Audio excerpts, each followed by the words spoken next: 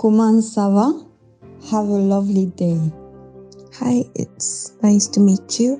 Witaj i miło Cię poznać. And welcome. Hola. How are you? 很高兴见到你。你好。 Passez une bonne journée. Bonjour. Hello, welcome, and nice to meet you.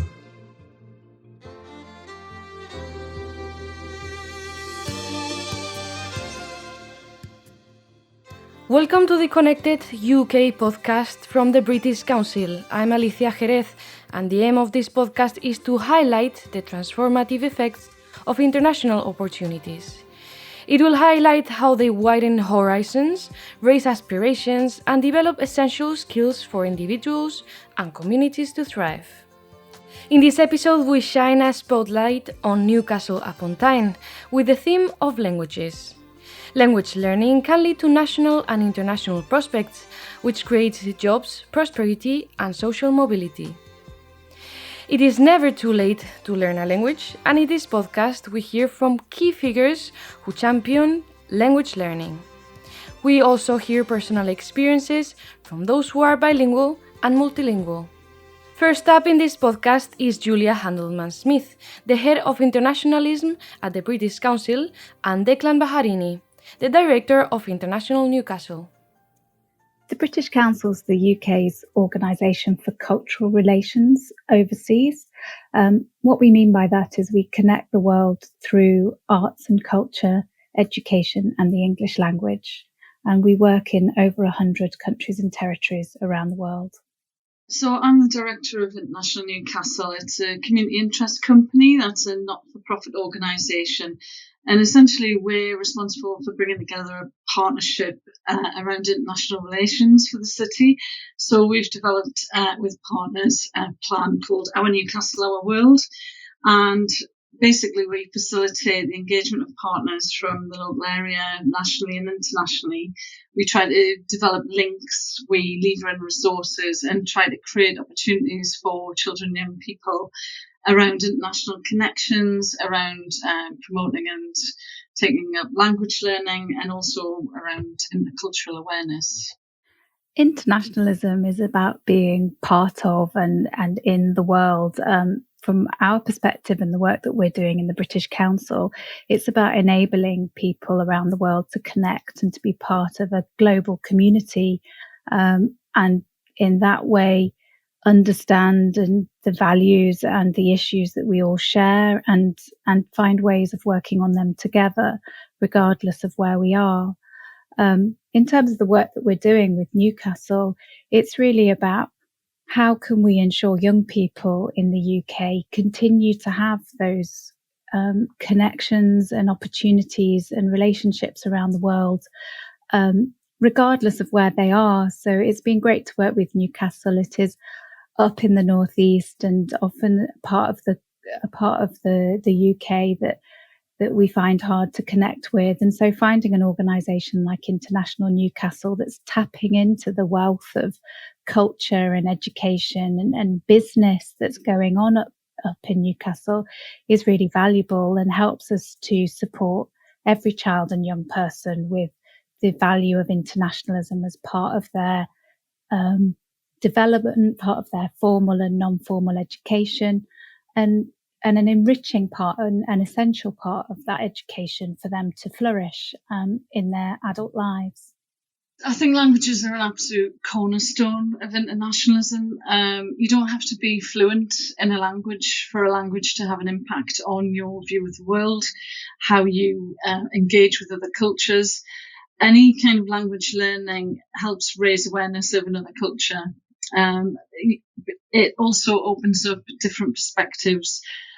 We are part of a global society, and without a population that is reasonably proficient in different languages, we are going to really struggle, I think, to address the big local and global challenges that we have.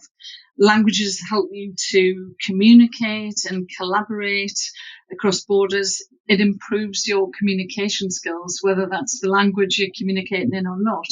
You tend to have better that intercultural awareness and those cultural agility skills to actually communicate with other people. And I think that's going to be absolutely essential moving forward. The government's talking about global Britain. I think we can't be any kind of global Britain without actually a population that is willing and loves learning languages and is willing to use them and also has opportunities to use them in context as well. A lot of young people around the UK don't have those opportunities, and they are dwindling. Language learning in school is very difficult. It's perceived as a difficult exam to pass. And so if you're not if you're not more academically bright in school, often you're discouraged from learning a language because of worries that you won't do well in your exams. Whereas in fact, if we found more ways for children to just explore them and have fun, many of them would find a real interest and a passion for learning about other languages and other cultures. I think also, ironically, in this country, we are actually one of the most linguistically rich countries in the world. We have so many people in this country who do speak other languages, but they're not part of the academic pantheon of French, German and Spanish. And so we ignore them. But it's so fantastic that we have many young people speaking other languages at home, like Urdu and Hindi and Arabic.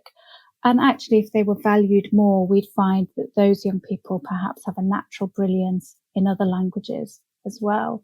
So for us, I think it is about encouraging young people to think about studying languages at higher levels. But perhaps more importantly, it's about inspiring them to just explore and have fun with languages and enjoy them.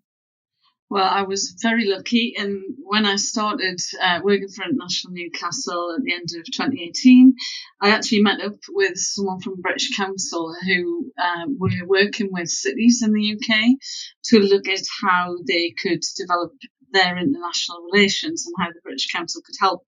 And we were really lucky to be one of the cities that the British Council chose to work with quite intensively. So from that, we were able to develop, as I say, our own international relations plan, which is called Our Newcastle Our World. And British Council were involved with that, with our local partners. And then as we developed our priority around children and young people being confident global citizens, which is all about internationalism, British Council have been able to work alongside with us and connect us to different opportunities, different fora, all kinds of different resources and wider partners, such as partners in embassies who could help us with our language resources. So it's been a really productive partnership over the last 2 years. The employer communities recently said that the lack of language skills in the UK is costing us £400 billion in lost business a year. It's a business need that we need these skills in our future workforce.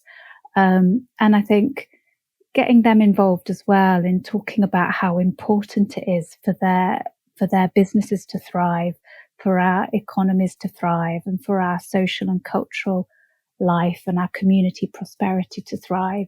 That's part of the story as well as our educators and our cultural organisations and organisations like the British Council. It's time that we all worked together to make this happen. I think the main benefits of learning languages is, number one, developing good communication skills, good social skills. It does build your confidence. It also helps with learning other subjects. I mean, it's proven research that it can improve your grades across the board, which I like to think because I did languages. And also it encourages you to be more creative in your thinking. It sort of changes the way your brain works. And as I say, it kind of opens up different perspectives and a doorway to learning about other cultures and travel and everything else. But I think, I'm just a girl from Blythe in Northumberland who ended up travelling the whole world. that's what it did for me. It opened up the entire world and made me curious, made me interested, made me want to find out and explore. And I've taken that right the way through to my working life. So I do think it raises people's aspirations and ambitions and the kind of idea of who they could be and what they could do. Next, we hear from Alex Reid Milligan, who is a teacher from Throckley Primary School and the leader of the Newcastle Modern Foreign Language School. We also spoke to Jess Ollenberg, who was born in Latvia and raised in Newcastle upon Tyne. She is currently working as an au pair in Madrid. So my mother tongue is Russian. So I mean, not so well now, but I can write it and read it. But speaking, I'm completely fluent. But apart from that, only really English. And I mean, I'm trying to learn a little bit of Spanish since being here, but it's not going too well. Un poquito. That's only a little bit I know. Well, I was one of those people at school who was lucky. They always had an ear for language. I found even English grammar quite easy to learn. So as soon as I was introduced to I think it was French first in what's now year 5, so I'd have been 9 or 10. I really enjoyed that, always liked that, and I kept that up through secondary school and GCSE and A level. And it always seemed a good one to go for, because I thought, well, if it must be like having sporting talent, which I don't. If you've got a talent for languages, well, it's easy, isn't it? All you have to do is learn a few extra words, and the more you practice, and if you enjoy it. So French has always been my strongest.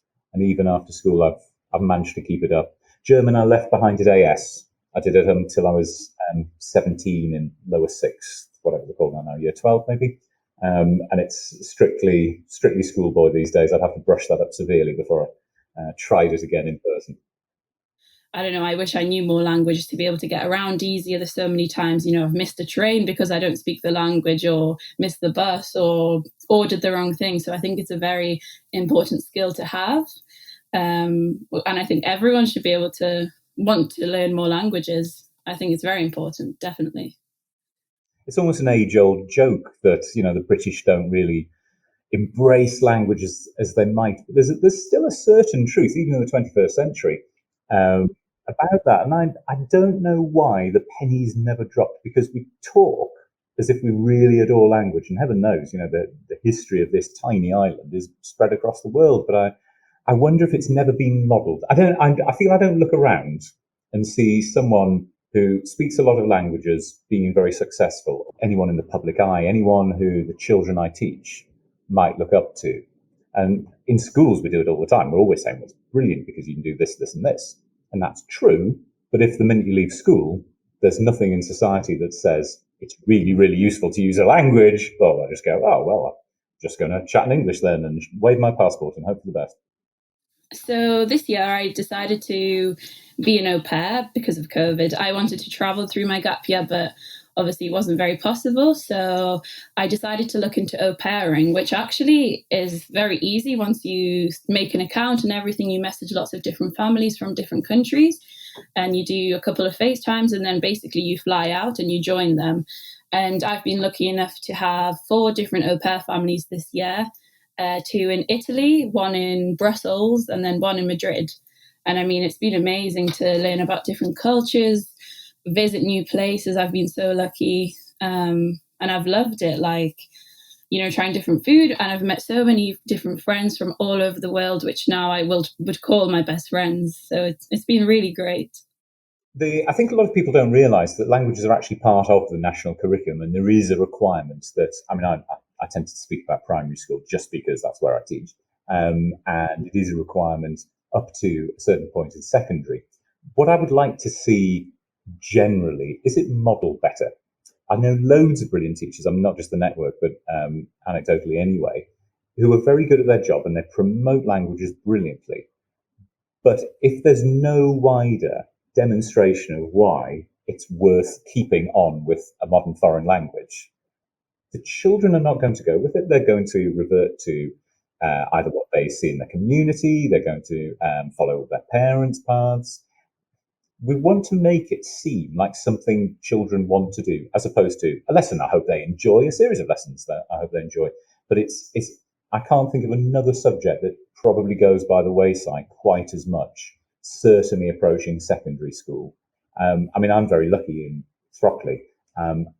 Because I specialise, I'm able to teach across 4 year groups, timetabled in order to see that every year group, every week, gets some French teaching. That is incredibly rare in a lot of schools, even very, very good schools, because it tends to suffer in the timetable against English or maths or science or all the other million things we have to fit in. And because there's not a specific amount of time it has to be taught, it's often the one that is maybe confined to one day, or just once in a while when someone can fit it in, really. So it would be nice to see if not just inspirational teachers, but stronger influences in the public eye, government down, could say, languages are brilliant, and this is how, and this is what it'll look like. So definitely in my school, we were encouraged to take languages. And I mean, we had to take a language until A level. So we all had to do at least one language GCSE. But I mean, in my opinion, they are not taught very well and they're not very encouraging. Like, I think by forcing you also, you are discouraged for one. But I just think the teaching is not very good, in my opinion. And being in all of these different countries and seeing the children who are, you know, half the age we were when we were doing that, and they speak fluent English as well as their own language. I just think it just shows that maybe English schools teaching other languages are not very good. I don't know, like the kids I look after, one of them is 5 and he speaks better French than I ever spoke, even at the end of my GCSE. But I mean, altogether, I think we are encouraged, but I just think maybe the teaching could be a little bit better, definitely. Yeah, I mean, we're quite lucky. We've followed the Catherine Cheetah scheme. So if anyone listening knows what that is, it's a scheme that's been around a number of years, but it emphasises a 50-50 balance of literacy, so what you read, what you write, and oracy, what you listen to, and how much you speak. And it starts in year 3. So again, we're talking 6, 7, 8, with children listening and speaking and repeating. And it's usually several weeks before I would start introducing any sort of written forms to them, because you don't want language learning to be about just writing stuff out. And I always use the analogy, because you'll get children even, and you think this must be a learned response. And I can't speak French, I don't know any French. Well, you didn't know any English once upon a time, and you heard that, and then see a bit, and then you'd hear it again, and then you'd have it corrected, and you'd pick up all the influences all around you all the time. And that's how you make progress with it. I mean, I don't know every word in the English language. I certainly don't know every word in the French language. But the more I see, I read, and I pick up, the more I've got. And language teachers, I suppose, they have to be very aware of what they're saying at the same time as what they're putting in front of children. So really, a good teacher will go, oh, you know, there's a child who does struggle with either their written forms or maybe longer extended pieces. But if they can listen and speak, wow, that's brilliant. Because it's usually the other way around, to be honest. It's building down, trying to break down the stigma of talking in another language. So I'll always do silly stuff for the kids just to model mistakes. And then, you know, usually at that point, they're very keen to correct their teacher, and they'll try a lot hard to say something out loud, and all the other myriad tactics we teachers use. But it's great if you like listening to language and repeating it, and that's half the battle won. Not many people learn other languages, I think, outside from school. And I don't even know, for example, if I wanted to when I was a younger age, I don't know where I would go, for example, to learn a different language. You know, I would have to find it online and pay lots of money. I think that is also a barrier, and it's not very advertised to learn a new language, and you never see anyone doing it. So I think maybe that's quite a big barrier. And I think there should be, maybe in schools, they should try and encourage you, maybe clubs and, I don't know, groups in libraries or something, which you could join and then learn a language, but, you know, you never hear about it. I've never heard of that before. So I think this is quite a big barrier, that we're not informed enough about learning new languages, or it's not normal to, I guess. Well, surely the world is becoming a smaller place, be it technology, travel, you name it. So whether even if you have a constructive, pragmatic view to internationalism, it has to be the future because there's nowhere else to go. We're going to need to make those connections. There's only so many resources for the number of people overcrowding this planet. And if we don't get on with it and communicate better, which language is going to help us, we're going to be stuck.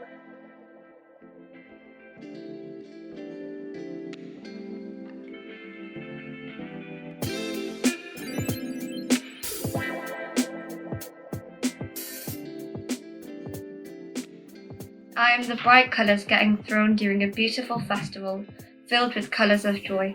I'm the beautiful mandir filled with excitement to celebrate Diwali. I'm the colourful dupatta, sari and kurti skirt that are getting worn by beautiful girls and women. I'm the beach that an uncle, daughter and niece have fun on.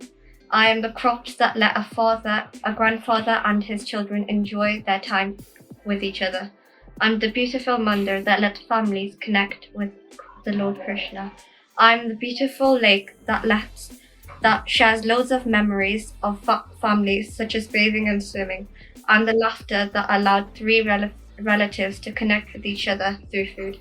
I'm the sparkler that let a family and relatives celebrate Holi together.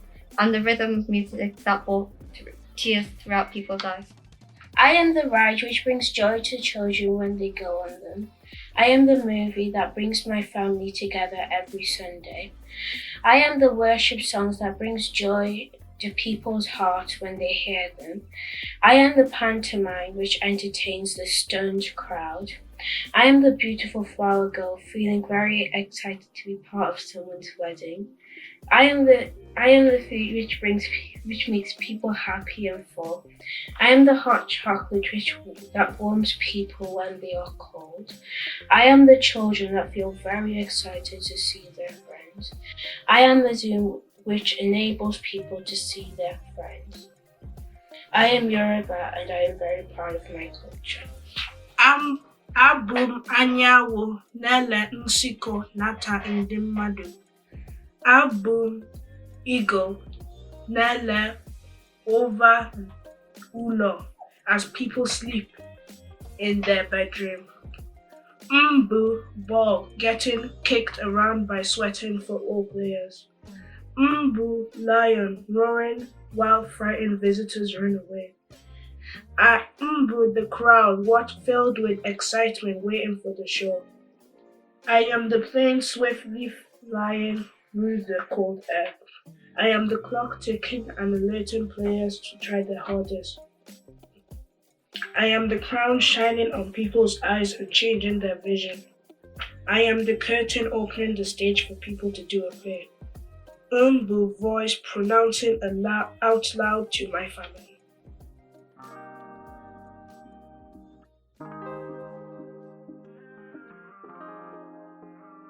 Thank you to the pupils from St. Paul's Primary School for those very creative poems. Each poem was an entrant of the Mother Tongue competition, a celebration of young people's poetic writing, reflecting different languages they speak as a first language, what they speak at home, or are currently learning. The pupils impressed the judges so much that they were published in an online book. A link to the book can be found in the podcast show notes. Lastly, we hear from Labour MP for Newcastle upon Tyne Central and Shadow Minister Chi Onwurah, and Newcastle upon Tyne-based dancer Jubel Soria.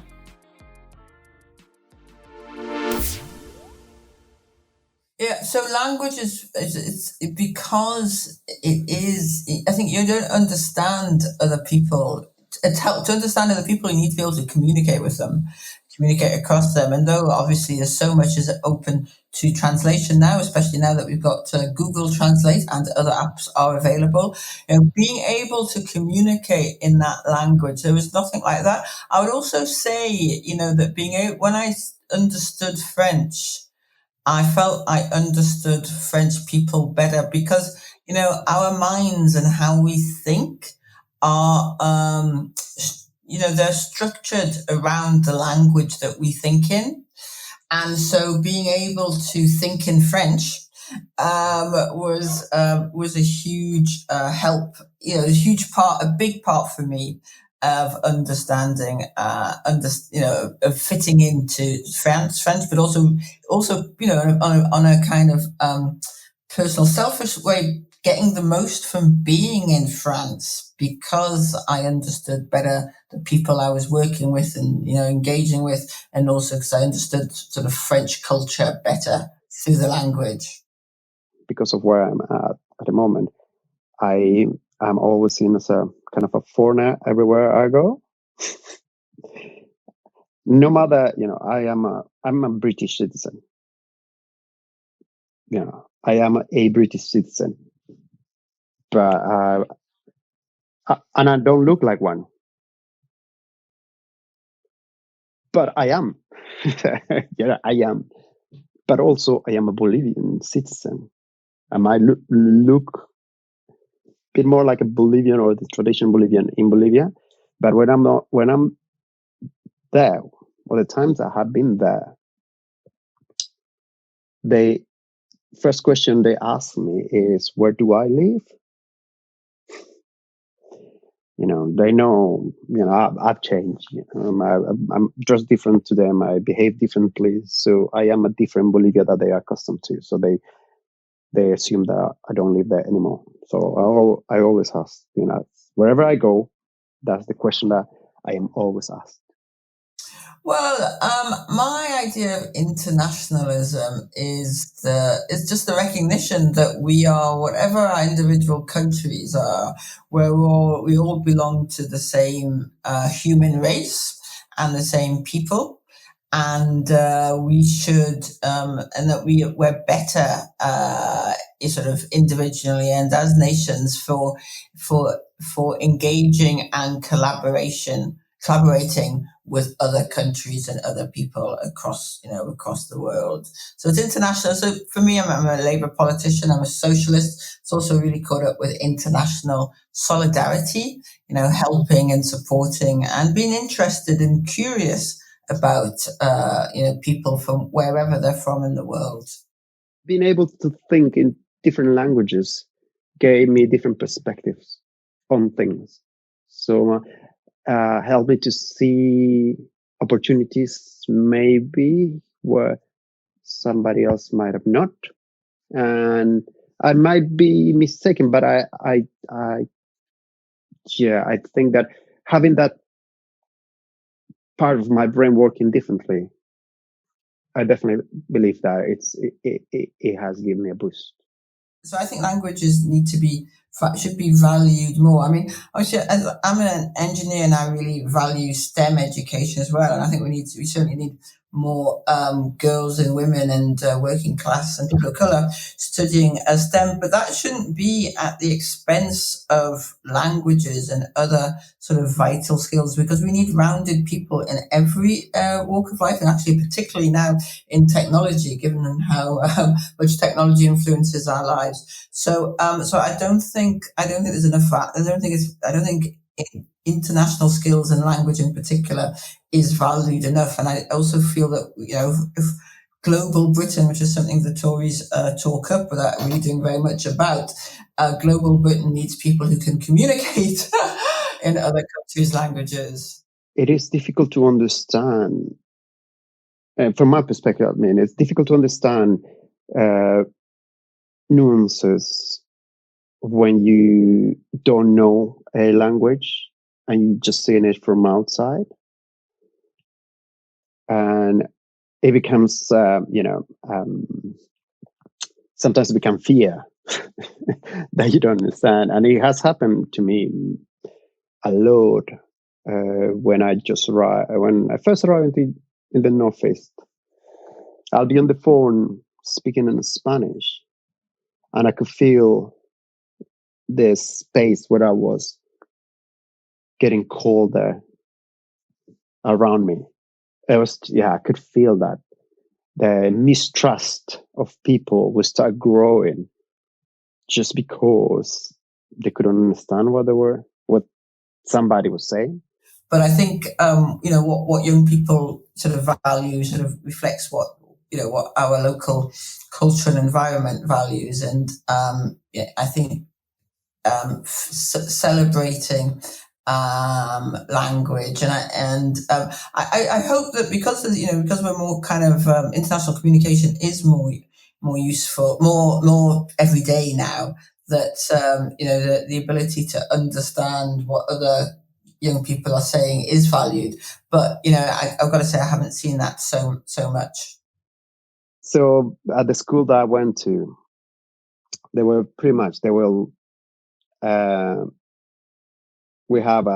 have math, science, math, chemistry, and physics 3 or 4 times a week, and we'll do languages 3 times, 4 times a week. So they were, we were very committed. The school, my sisters as well, they went to schools where they learn English. Particularly the youngest one, she graduated with speaking English. So she was fluent in English when she graduated, when she left school. So she was bilingual by the time she left school.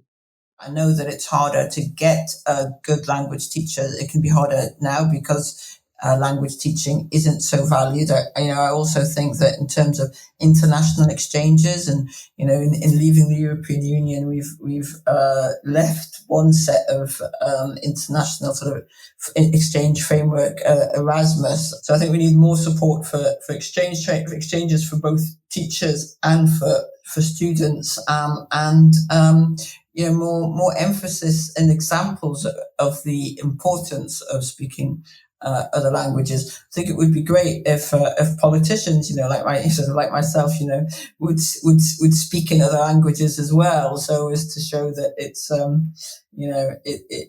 it's a skill which is valued. If you have something like that, that's the best thing that you can give to children. One of the best things you can give another language. Then the ability to understand how other people think. It's impressive. I think that's one of the biggest gifts that you get when you learn another language.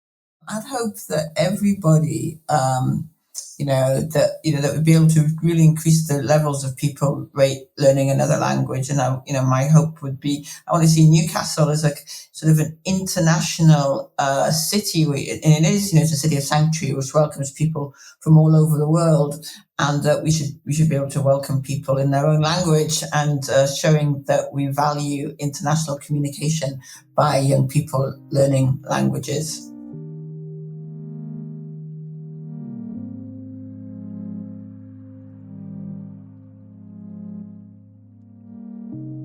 It's an almost senseless time we find each other today in, hoping to flatten a curve while foreign lands now seem closer than the ones we love. And we're all trying to navigate ourselves through an electric fog with ever-refreshing Twitter feeds and reeling headlines breaking down left, right and centre, and constant disbelief at each other's greed. Yet, we can still see others trying, despite the emotional disconnect. Yesterday's world is gone. We know that now. And when the new one reopens in the light of its flickering dawn, I can't tell you that it'll be one we'll find familiarity in. But, through gritted teeth, we must continue. Because if we want this new future to smile upon this up-and-coming generation, we have to make sure we've done enough preparation. So that when the time comes, we will do better than flying out constant rotations of middle-class kids to third world nations for a week to volunteer, then gone. Why? Just long enough so they can share updates, proving new life transformations, just for more attractive UCAS applications? And instead of lining the pockets of for-profit organisations, providing them with a constant state of accumulation from hard-earned fundraising efforts, let's spend an extra moment, take that pause before making a decision. Endeavour to read the fine print. Could we choose something better? Something different? And when the time comes for the school language exchange, how can we ensure that every child who wants to can actually go? We've all been hard at work, cultivating the growth of their new tongues, it's only natural to want to see where it originally flows. But many can't afford to pay for their school lunch. So of course they'll always come up shortchanged. When they're given numbers printed on a form, they'll just have to go straight into the bin. We are here for such a blistering short time. And we all deserve to see night skies different from the ones that are outside our window. See constellations hang in reverse. Breathe in the air, draped in another land's perfume. Meet the eye of a new friend with a life of experiences to us unknown. We will speak now for those who aren't here. Maybe you even know some of their faces. Picture them now. Hold them clear. Though they are strong, they still need your support. For the encouraging push, whatever that may be, to turn their dreams into reality. You know the value of connection that reaches past shifting borderlines and smoky political agenda, that holds steadfast international cooperation that goes beyond boardrooms and observation towers. It has revolutionary power. Imagine what we could do. Imagine just what they could achieve. And when the time comes, they'll hope you chose better.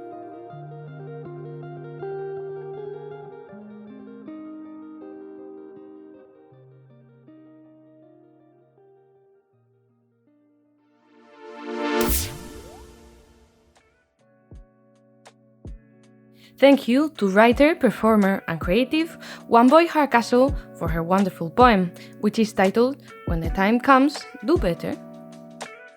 We've come to the end of the Connected UK podcast. This episode featured Declan Baharini, Julia Handelman-Smith, Alex Reid-Milligan, Jess Ollenberg, Jubel Soria and MP Chi Onwura.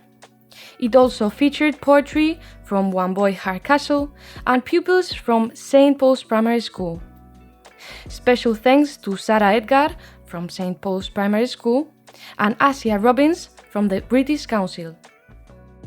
If you enjoyed this podcast, please share it with a friend, colleague, loved one, or anyone you feel may be interested. We want to reach new voices, raise awareness of the benefits of language learning, and stimulate new conversation. You can find the British Council by visiting britishcouncil.org and International Newcastle at internationalnewcastle.org.uk. On these sites, you will find social media links where you can share any thoughts and experiences of your language learning journey. This podcast was produced by Chantal Herbert and hosted by me, Alicia Jerez.